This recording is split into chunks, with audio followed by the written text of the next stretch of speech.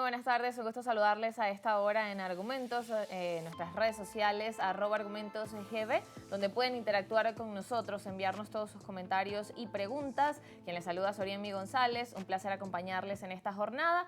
Y como invitada tenemos a Mercedes Malavé, quien es dirigente político y también comunicadora social. Gracias por acompañarnos en Argumentos y justamente para hacer ese análisis del panorama político, de lo que es noticia y cómo realmente continúan pues esas expectativas de este 2026.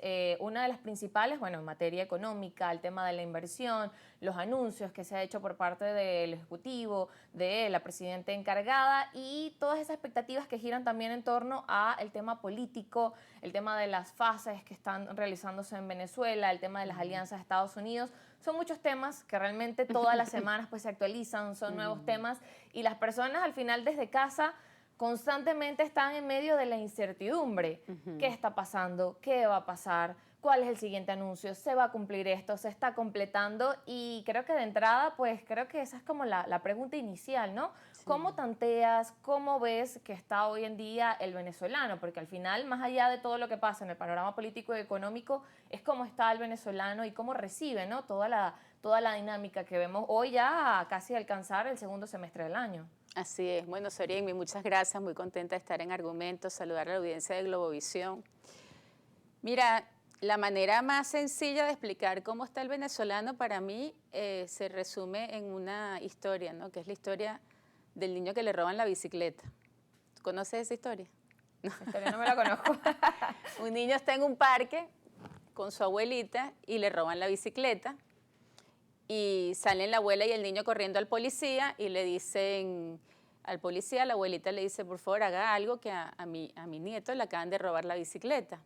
Y el policía le dice, señora, pero dele gracias a Dios que su nieto está bien, que no pasó nada, que no lo apuntaron con una pistola, que no lo tumbaron, que no se fracturó ningún hueso, etcétera, ¿no? Y no hace más nada.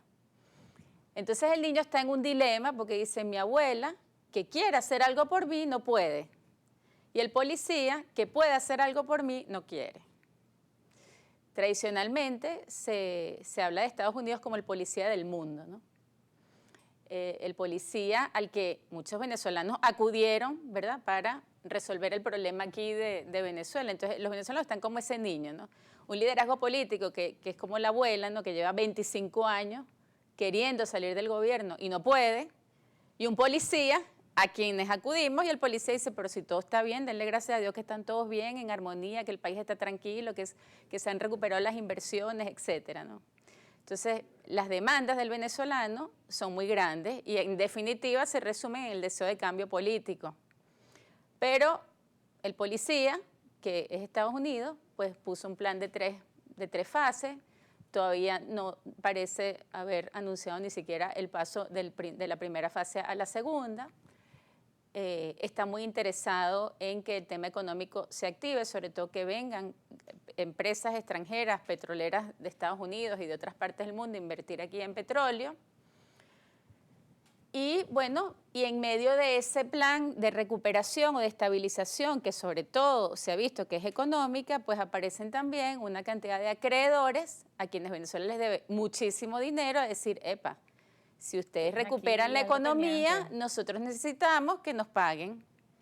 Y los acreedores son muchos y muy variados. Hay acreedores que están muy apurados en recuperar su dinero, como son los tenedores de bonos, y hay otros que no tienen tanto apuro, pero también quieren recuperar su dinero, que son países como China, por ejemplo, a quienes, bueno, Trump visitó hace poco y seguramente le dijeron, mira, nosotros esperamos que Venezuela nos pague los 70.000 o aproximadamente 70.000 millones de dólares que nos debe. Por lo tanto, no impidas que el petróleo también llegue aquí, ¿no? Porque nosotros la única manera que tenemos de cobrar eso es así, porque Venezuela capacidad de pago no tiene ninguna, ni interna, con la deuda social inmensa que tiene, ni externa, ¿no? Entonces, bueno, el panorama es bien complejo. Los venezolanos están como ese niño que le robaron la bicicleta y no, bueno, indefensos, ¿no? Y el plan de recuperación económica no consiste solamente en que vengan inversiones y vengan petroleras, que por cierto, vienen, entre otras cosas, a cobrar la deuda, porque Venezuela le debe dinero a casi todas esas empresas petroleras que vemos que se reúnen en Miraflores. Casi todas vienen con una deuda pendiente, ¿no? O sea, que primero no se va a percibir esa producción y ese ingreso, sino O bueno, o parte, se tendrá... parte y parte, pero igual hay una deuda allí por completar. Exactamente, hay una deuda con Repsol, con Eni, con Chevron, con ExxonMobil, deudas además reconocidas en juicios internacionales, ¿no? Bueno, en medio de todo esto, hoy, por ejemplo, me enteré, o sea, vimos en las noticias que la presidenta encargada acaba de nombrar a Héctor Rodríguez como ministro o comisionado especial, al final eso es un ministro, pues, para la reestructuración y reingeniería del gobierno.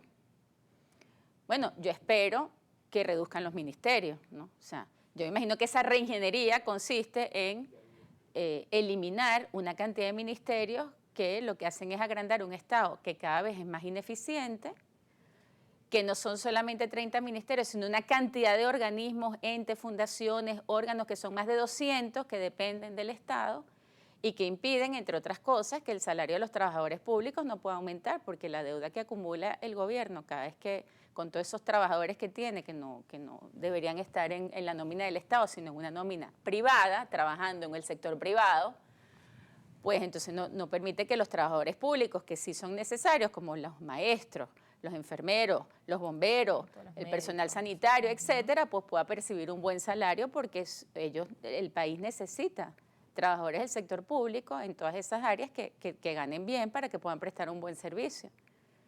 Sí, son una serie de factores y que creo que cuando uno se sienta a analizarlo se hace complejo porque ciertamente, bueno, los venezolanos lo conocen, en la dinámica política hay como diferentes factores importantes a analizar y también como conversar de ellos, porque hacías mención del tema de la deuda que tiene Venezuela y ese no era un tema que se conversara hace algún tiempo, nadie hacía mención de eso. Claro, ahora que viene la inversión, se dice, epa, hay que hacer una reestructuración de la deuda externa y cuando vienes a revisar la cantidad de números, es una cifra enorme que queda allí al pendiente. Así de igual forma también, como decías, bueno, hay nuevas designaciones, personas que se están encargando y también personas que están ahora también en el proceso de la Asamblea Nacional por elegir nuevos cargos. Y la pregunta también es, no es el cargo, sino quién lo ocupa, tiene las capacidades, tiene las condiciones, tiene la formación, tiene la experiencia para ocupar esos cargos y realmente tomar las decisiones más sabias, porque creo que en este momento cómo camina el país depende de eso, ¿no? De esas decisiones que se tomen y que realmente sean inteligentes, ¿no? En pro de no solamente lo que pase en el corto o mediano plazo, sino incluso en el largo plazo. Así es. Una premisa básica de los sistemas políticos, del sistema democrático, que no es perfecto, pero es el mejor de todos los sistemas que existen, es que tú no te puedes revisar a ti mismo, ¿no? Tú necesitas una persona externa o un grupo político diferente que te haga seguimiento, que te exija, porque si no, pues es mentira, que uno mismo se va a corregir, ¿no? O sea, si uno de verdad quiere mejorar, va a un tratamiento que te pone otro, ¿no? Entonces, claro, ¿qué es lo que vemos? Que el gobierno anuncia planes de reestructuración, planes de reingeniería, planes de reforma del Tribunal Supremo de Justicia, pero al final no se abre, sino que se queda cerrado o encerrado en sus propios dilemas y contradicciones, quizás porque el poder de maniobra no lo tienen en este momento por una cantidad de contradicciones que tiene el mismo gobierno, ¿no? Tiene la desaprobación popular altísima, tiene la debilidad institucional inmensa, órganos que no responden sino a sus propios intereses, que no obedecen a los fines del Estado, sino a su propio. Entonces, claro, es necesario, y ahí es donde la voluntad política pues pareciera no estar a la altura de las circunstancias, que el gobierno se abra realmente, ¿no? Por ejemplo, la reestructuración de la deuda.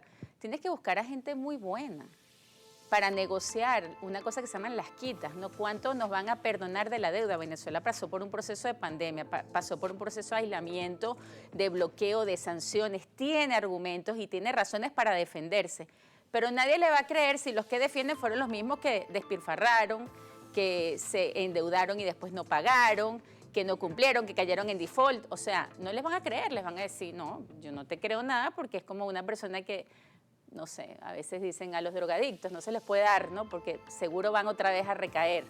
Pues bueno, es algo así, ¿no? O sea, no hay manera de que tú mismo te presentes como que ahora sí vas a hacer los cambios, ¿no? Claro, y justamente, bueno, eso lo vamos a conversar luego de la pausa.